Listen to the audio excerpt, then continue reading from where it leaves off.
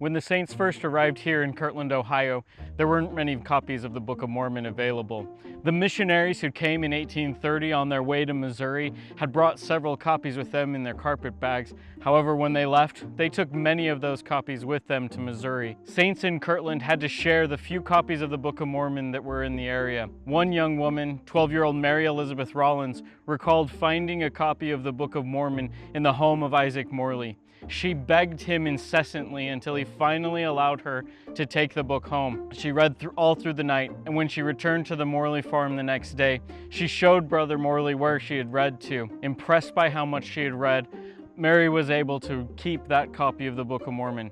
That made 12-year-old Mary one of the few people living in the area who had a copy of the Book of Mormon. In section 84 of the Doctrine and Covenants, the section that we're studying this week, the Lord tells the saints that they're under condemnation, that they must repent. And the reason that they must repent is because they've forgotten the new covenant, even the Book of Mormon. The Lord wanted them to use the Book of Mormon more in their preaching and in their teaching.